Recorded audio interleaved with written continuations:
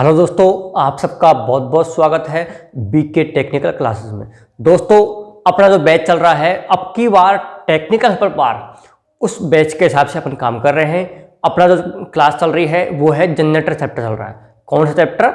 Generator chapter.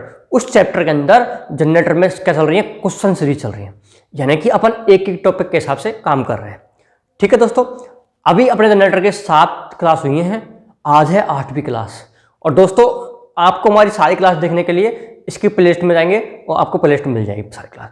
उसके साथ साथ में आपको लाइनमैन के क्वेश्चन पेपर मिल जाएंगे, साथ में उसमें आपको प्रैक्टिकल देखनी है, प्रैक्टिकल क्लास भी मिल जाएंगी, यानी कि सब कुछ और सारी भर्तियों से रिलेटेड न्यूज़ है आपको इस हमारे यूट्यूब चैनल पर अच्छे से उपलब्ध है। ठीक है दोस्तों, तो आप हमारे चैनल पर नए हैं तो चैनल को सब्सक्राइब करना है सबसे पहले, उसके साथ साथ में बेल आइकन जरूर बनाना है, क्योंकि कोई भी क्लास का नोटिफिकेशन आपको मिलता रहे। समझ में आ रहा है ना? और अपन क्लास को स्टार्ट करते हैं उससे पहले आप इस क्लास को अधिक से अधिक दोस्तों तक शेयर जरूर कर देना है। सारे ग्रुप, व्हाट्सएप, फेसबुक, मतलब सब पर आपको शेयर करना है। ठीक है, क्लियर है?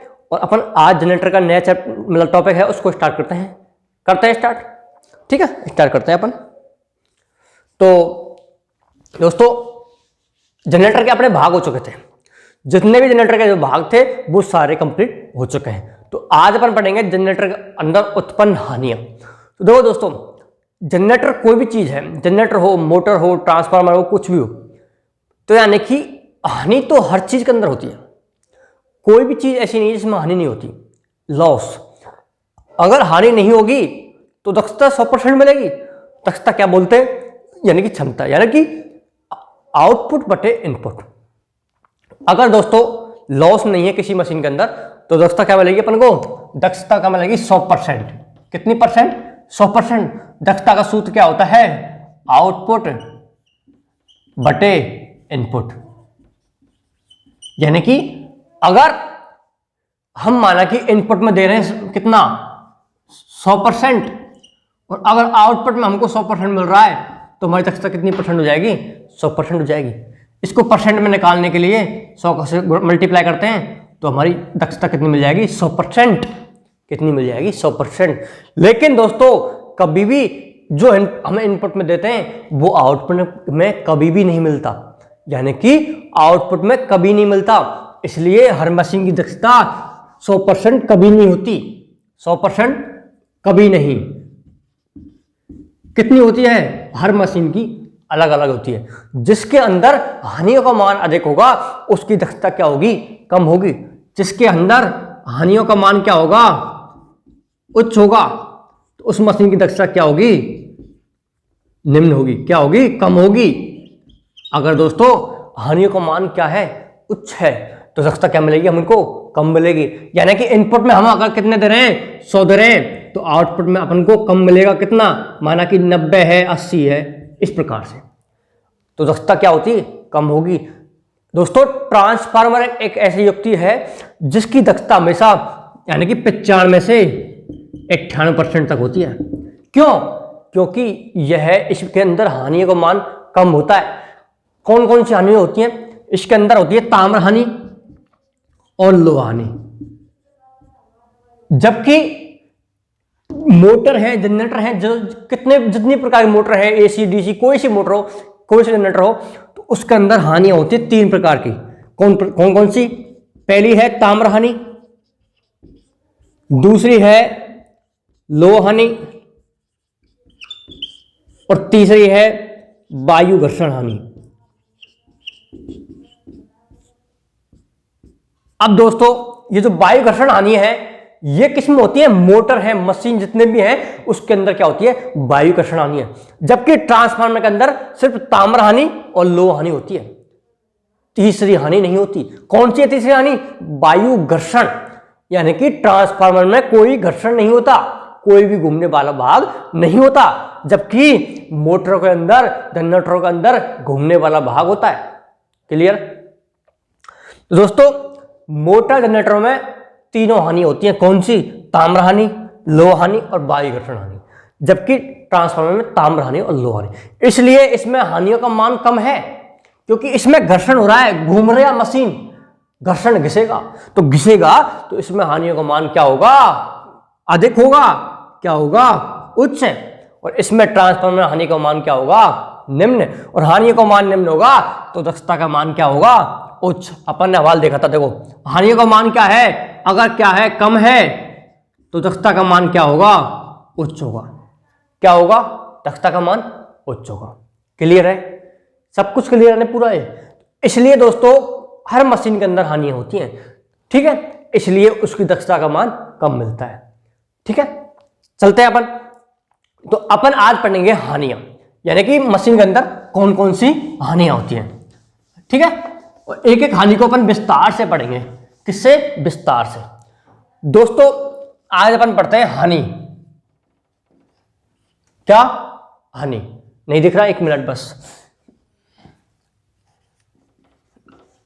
अब तो दिख रहा है ना। हाँ, हानि यानी कि लॉस। किसके अंदर, जनरेटर के अंदर किसको पढ़ रहे हैं अपन, हानियां को, यानी कि लॉस। हानि क्या होती है, कोई भी मशीन के अंदर एक प्रकार की हानि होती है। हानि है लॉस। कोई मशीन हो, किसी बैंड के अंदर है, आयरन की बनी होती है बॉडी, उसके पोल शू जो भी मतलब स्टेटर है, सब क्या है, सिलिकॉन स्टील के बने होते हैं, उसमें हानियां। समझ में आ रहा है ना। तो दोस्तों अपन क्या है, इसके अंदर क्या होती है, 3 प्रकार की हानि होती है। कितनी होती है, 3। पहली है ताम्र हानि। कौन सी हानि, ताम्र हानि, जिसको हम बोलते हैं क्या, कॉपर लॉस। कॉपर लॉस, ताम्र हानि। हम देखते हैं एक एक प्रकार से कि ताम्र हानि किस प्रकार से होती है। ठीक है, उसके बाद में है लोह हानि। कौन सी हानि, लोह हानि, जिसको बोलते हैं आयरन लॉस। ठीक है, उसके बाद में तीसरी होती है वायु घर्षण हानि। कौन सी, वायु घर्षण हानि। क्लियर दोस्तों, ये 3 प्रकार की हानि होती है। क्वेश्चन आता है कि जनरेटर के अंदर हानियां होती हैं, ताम्र हानि, ऑप्शन बी है लोह हानि, ऑप्शन सी है वायु घर्षण हानि, ऑप्शन डी है तीनों उपरोक्त सभी। यानी कि क्या है, तीनों उपरोक्त सभी। समझ में आ रहा है। अगर क्वेश्चन आता ट्रांसफार्मर के अंदर हानियां होती हैं तो आता ताम्र हानि, लोह हानि, वायु घर्षण हानि, और ऑप्शन नंबर डी होता है ए में बी दोनों। तो क्या होगी, ए और बी दोनों, यानी कि उसमें वायु घर्षण हानियां नहीं होती, क्योंकि उसमें कोई घूमने वाला भाग नहीं होता। तो दोस्तों जनरेटर के अंदर कौन सी हानि है, ताम्र हानि, लोह हानि और वायु घर्षण हानि। अपन एक एक हानि को विस्तार से पढ़ेंगे। ठीक है दोस्तों, तो मैं दो हानि को मिटाता हूं। पहले तो ये, ठीक है, अब हम पढ़ रहे हैं पहली ताम्र हानि। दोस्तों ये ताम्र हानि क्या होती है, ताम्र हानि नाम से पता लग रहा है, ताम्र हानि यानी कि तांबे के अंदर हानि। किसके अंदर, तांबे के अंदर, यानी कि जहां पर तांबा लगा हुआ है उसके अंदर यह हानि होगी। जहां पर तांबा लगा हुआ है, तांबे की बाइंडिंग की हुई है। अब जिस प्रकार से ताम्रानी कहां कहां हो सकती है, जिस प्रकार से बाइंडिंग, क्वेश्चन बनता है कि ताम्र हानि होती है, ताम्र हानि होती है ऑप्शन ए बाइंडिंग में, ऑप्शन बी कोर में, ऑप्शन सी बॉडी में, ऑप्शन डी तीनों में। तो इसका राइट आंसर क्या होगा, बाइंडिंग में। क्या होगा, बाइंडिंग में, यानी कि ताम्र हानि कहां होती है, बाइंडिंग में। क्योंकि जो बाइंडिंग होती है उसे बोलते हैं क्या, जो बाइंडिंग होती है वो किसकी बनी होती है, तांबे की बनी होती है। उसके कारण उसमें कौन सी हानि होती है, ताम्र हानि होती है। क्लियर है। कोर के अंदर ताम्र हानि नहीं होती, ना ही कोई बॉडी के अंदर ताम्र हानि होती। जबकि ताम्र हानि होती है तो वो किसके अंदर होती है, बाइंडिंग के अंदर। क्योंकि बाइंडिंग हमारी किसकी बनी हुई है, तांबे की। अब बहुत से बच्चे पूछते हैं कि सर हम बाइंडिंग एल्यूमिनियम करते हैं तब क्या होगा। भाई कॉपर की बाइंडिंग है, तांबे की बाइंडिंग है, इसलिए आपने बोल दी ताम्र हानि। अगर हम बाइंडिंग एल्यूमिनियम के कर दें तब आप कौन सी हानि बोलेंगे, बिल्कुल। तो हम दोस्तों ये जो ताम्र हानि है ना, ये इसको बोलते हैं हम एक दूसरी हानि। इसका दूसरा नाम क्या है, प्रतिरोध हानि। क्या बोलते हैं, प्रतिरोध हानि, यानी कि ताम्र हानि को हम दूसरा नाम क्या बोलते हैं, प्रतिरोध हानि। तो दोस्तों हम वहां पर यानी कि हम अगर एल्यूमिनियम की बाइंडिंग कर रहे हैं तो उसका तो कुछ तो प्रतिरोध होगा, एल्यूमिनियम प्रतिरोध होगा ना, तो हम उसको क्या बोलेंगे, प्रतिरोध हानि बोलेंगे। क्या बोलेंगे, प्रतिरोध हानि बोलेंगे। कब, जब हम एल्यूमिनियम की बाइंडिंग कर रहे हैं। और वैसे आप प्रतिरोध हानि भी बोल सकते हैं, कोई दिक्कत नहीं है, क्योंकि ताम्र हानि, क्योंकि तांबा का प्रतिरोध तो होगा, इसलिए प्रतिरोध हानि। तो दोस्तों ये क्वेश्चन आपको समझ में आ गया होगा। अब अपन ताम्र हानि की परिभाषा देखते हैं। वह हानि जो किसी बाइंडिंग के अंदर उत्पन्न होती है, जिस प्रकार से अगर किसी बाइंडिंग पर लोड का मान बढ़ रहा है या लोड का मान बढ़ रहा है या उसमें धारा प्रवाहित हो रही है, किसी बाइंडिंग के अंदर धारा प्रवाहित हो रही है, तो वो क्या होता है, वो गर्म होती है। तो अपन लिखते हैं, यदि किसी बाइंडिंग में धारा प्रवाहित होती है, धारा प्रवाहित होती है, तो वह तांबा क्या होता है, गर्म होता है। वह तांबा क्या होता है, गर्म होता है। यानी कि यदि किसी बाइंडिंग में धारा प्रवाहित होती है तो वह तांबा क्या होता है, गर्म होता है। तो गर्म होता है तो हीट के रूप में हानि होती है। तो हीट के रूप में हानि होती है। दोस्तों आपको इसी प्रकार से नोट्स बनाने हैं ताकि कोई दिक्कत नहीं आए। दोस्तों ताम्र हानि कैसे कहते हैं, यदि किसी बाइंडिंग में धारा प्रवाहित होती है तो वह क्या होता है, हीट के रूप में क्या गर्म हो रहा है, कॉपर गर्म हो रहा है, तांबा गर्म हो रहा है, तो हीट उत्पन्न हो रही है। तो उससे क्या है, उससे तांबा का गुण क्या होते हैं, नष्ट होते हैं। कि गुण क्या हो रहे हैं, नष्ट होते हैं। तांबे के गुण नष्ट हो रहे हैं, तो ये क्या है, एक हानि है। क्या है, एक हानि है। तो इसे ही हम क्या कहते हैं, ताम्र हानि कहते हैं। यह आपको नोटबुक में नोट करना है बिल्कुल परिभाषा। ठीक है दोस्तों, अब इसका जो फॉर्मूला होता है वो क्या होता है, Cl, यानी कि कॉपर लॉस, कॉपर लॉस। अब दोस्तों इस Cl कॉपर लॉस क्या है, I²R। दोस्तों यहां पर क्या है, I²R, यानी कि धारा के वर्ग व प्रतिरोध के गुणनफल के समानुपाती। तो दोस्तों क्वेश्चन ये आता है कि ताम्र हानि होती है धारा के वर्ग के समानुपाती, ताम्र हानि होती है धारा के समानुपाती, धारा के विलोमानुपाती, धारा के मतलब किसी प्रकार से क्वेश्चन मिल जाता है। तो अपन को आपको ये फॉर्मूला याद है तो आप किसी प्रकार से क्वेश्चन बना सकते हैं। और दोस्तों इस फॉर्मूले से बहुत क्वेश्चन आते हैं, समझ में आ रहा।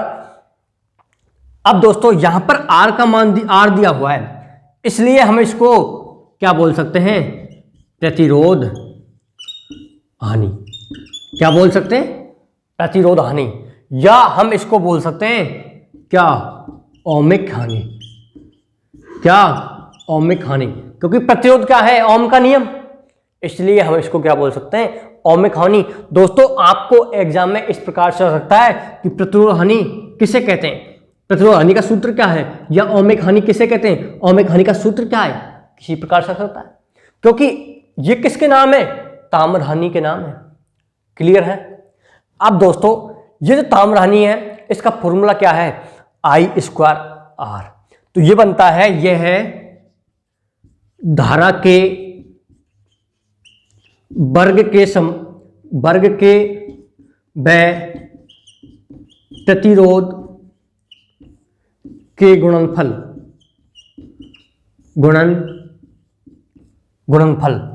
के समानुपाती होती है। मतलब क्या, समानुपाती होती है। क्या, ताम्र हानि, यानी कि ताम्र हानि क्या होती है, यह आपको नोट करके लिखना है। यह जो मैंने सूत्र लिखा है उसकी मैंने ये हिंदी लिख दी। क्या, ताम्र हानि क्या होती है, कि धारा के वर्ग व प्रतिरोध के गुणनफल के समानुपाती होती है। क्या, ताम्र हानि। अब दोस्तों इस क्वेश्चन से हम कितने भी क्वेश्चन बना सकते हैं। समझ में आ रहा है? अब ये जो हानि हो रही है किस में हो रही है? बाइंडिंग में हो रही है, क्योंकि यहां पर तांबे की बाइंडिंग की हुई है। और दोस्तों ये हानि एक उसमें होती है किसमें? कम्यूटेटर। किसमें? कम्यूटेटर। ये भी क्वेश्चन आता है कम्यूटेटर में। क्यों? क्योंकि ये भी किसका बना होता है? तांबे का बना होता है। तांबे की ठोस कठोर तांबे की पत्तियों का बना होता है क्या? कम्यूटेटर। ये क्या करता है? एसी को डीसी में परिवर्तन करता है। तो ये भी तांबे का बना हुआ है, तो इसमें भी क्या होती है? ताम्र हानि होती है। ठीक है दोस्तों, ये तांबे हानि। अब दोस्तों इससे अपन सवाल बनाएंगे, इससे, इस फॉर्मूले से। मिटा दूं मैं इसको? क्लियर ना? अब मैं मिटाता हूं इसको। कहीं पर भी कोई भी डाउट है आप तो बस कमेंट कर दीजिए, कोई टेंशन नहीं, आराम से पढ़ेंगे यार, कोई जल्दी नहीं है।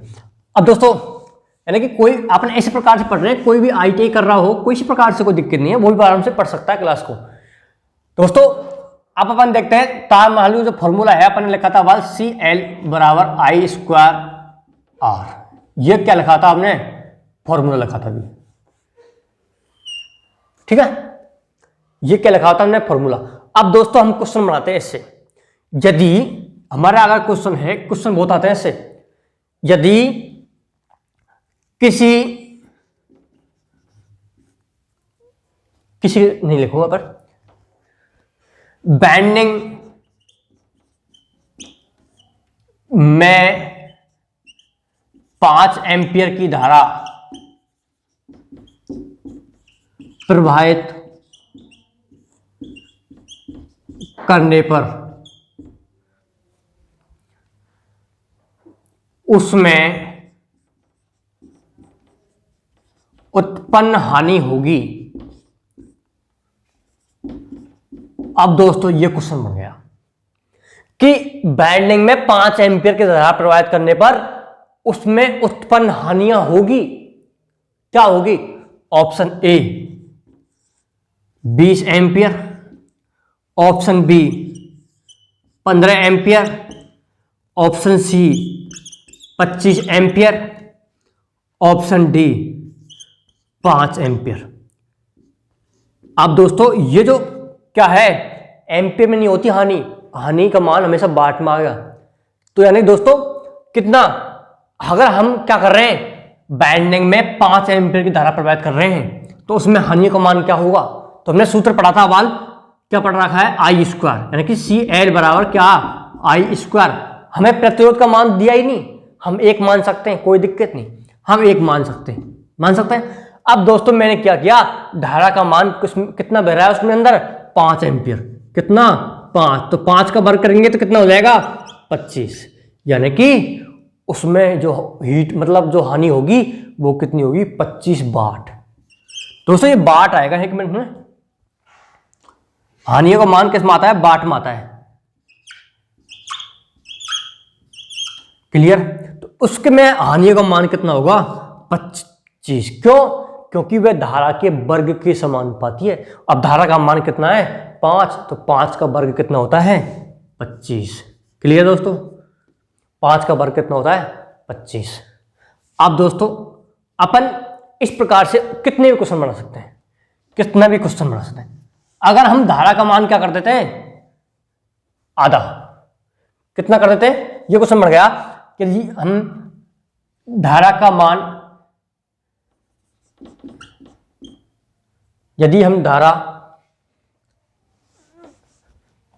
यदि बैंडिंग में धारा का मान दुगना कर दिया जाए, कितना कर दिया जाए? दुगना कर दिया जाए, तो ताम्र हानि होगी, ताम्र हानि होगी। इस प्रकार से क्वेश्चन बहुत आते हैं दोस्तों। यदि बैंडिंग में धारा का मान क्या कर रहे हैं, हम दोगुना कर रहे हैं, तो उसके अंदर ताम्र हानि का मान क्या होगा? तो दोस्तों धारा का मान हम क्या कर रहे हैं? दोगुना कर रहे हैं, तो I², ये अपना फॉर्मूला है I²। तो I² अब क्या कर रहे हैं? धारा का मान दोगुना कर रहे हैं। जैसे माना कि किसी बैंडिंग में धारा पहले 5 एम्पियर बह रही थी, अब हमने क्या कर दी? उसको दोगुना कर दिया, तो 5 की हमने क्या कर दी 10 कर दी, तो हमने क्या कर दिया दोगुना कर दिया। तो 2 को ऊपर वर्ग करेंगे तो कितना हो जाएगा 4, यानी कि धारा का मान मतलब जो हानि होगी वो 4 गुना होगी। कितना गुना होगी 4 गुना। जैसे हम माना कि पहले उसके अंदर 5 एम्पियर भरे थी, तो हम 5 का वर्ग करेंगे तो कितना होगा 25 वाट। अब हमने क्या किया धारा का मान दोगुना कर दिया, 5 से कितना 10, तो 10 का वर्ग करेंगे तो कितना हो जाएगा 100 गुना, यानी कि 100 क्या आ जाएगा वाट, यानी कि ये इससे कितना गुना है 4 गुना। तो ये यही तो है, ये यही तो है। हमने सवाल क्या दिया कि धारा का मान अगर हम दोगुना कर रहे हैं तो उसमें जो ताम्र हानि है उसका मान क्या होगा 4 गुना होगा। तो 4 गुना हो रहा है ना, ये 4 गुना। अब हम माना कि हम उसमें मानते हैं कि 5 एम्पियर पहले भरी थी, तो 5 एम्पियर भरी थी उसमें तो 25 वाट होगा। अगर हम उसके मान को क्या कर रहे हैं दोगुना कर रहे हैं धारा का मान को, धारा का मान हमने दोगुना कर दिया कितना 10 एम्पियर, तो उसमें जो हानि होगी वह 100 वाट होगी। तो ये कितना गुना है 25 से 100 4 गुना। तो दोस्तों ये 4 इसी का संकेत है, यही तो है 4। क्लियर है, क्लियर है। अब हम माना कि इसका मान क्या कर देते हैं, क्वेश्चन कैसे बन जाता है आपको एक एक क्वेश्चन बताऊं मैं। अगर हम धारा का मान क्या कर रहे हैं दोगुने के स्थान पर क्या कर दिया मैंने आधा कर दिया। क्या कर दिया आधा। क्या कर दिया आधा। तो दोस्तों आधा अगर मैं कर दूंगा तो क्या होगा, हमने पढ़ा है आई स्क्वायर, पढ़ा है किसका CL बराबर I square into are. Are यहां पर कुछ भी नहीं दे रखा हमको, कुछ नहीं दे रखा, हम एक मान लेते हैं आर को, मान लिया, इंटू आई का मान कितना दिया हुआ है हमारे पास आधा। आधा कैसे बोलते हैं 1/2, ये आधा ही तो है, कितना है आधा के ऊपर वर्ग जो का तो हमने लगा दिया, 1/2 क्या है ये आधा ही तो है आधा। तो हम 1/2 को आधा करेंगे तो ये कितना हो जाएगा 1/4। इसे एक का कोई मतलब नहीं है, ये एक है इसका कोई मतलब नहीं है। एक को हम 1 से गुणा करेंगे तो कितना आएगा 1/4, यानी कि जो ताम्र हानि का मान होगा वो कितना होगा 1/4 हो जाएगा। Clear, clear. यानी कि हम इस प्रकार से इसको समझते हैं कि पहले धारा का मान कितना था 10 एम्पियर था, पहले 10 एम्पियर था, तो हम कितना करेंगे 10 का वर्ग करते हैं तो कितना हो जाता है 100, कितना हो जाता है 100, तो वो कितनी वाट आ रही है 100 वाट आ रही है। अब हम धारा का मान क्या कर रहे हैं उसमें लिखा हुआ है आधा, तो आधा 100 का आधा कितना 10 का आधा कितना होता है 5, तो 5 का हम वर्ग करते हैं तो कितना हो जाता है 25। अब दोस्तों ये इसका क्या है 1/4 है कि नहीं है, यानी कि जो 25 है वो किसका 100 का 1/4 है कि नहीं है। देखो 25/100 ये इसका 1/4 है कि नहीं है ना। अब ये 1/4 ये यही तो है 1/4। मैंने आपको समझाया है कि इस प्रकार से हम कर सकते हैं। आप 10 एम्पियर मान लो 20 मान लो कितना मान लो, हमको ये प्रकार दे रखा है, हम इस प्रकार से क्वेश्चन को बैठा सकते हैं। क्लियर है समझ में, बिल्कुल बिल्कुल क्लियर हो गया होगा आपको।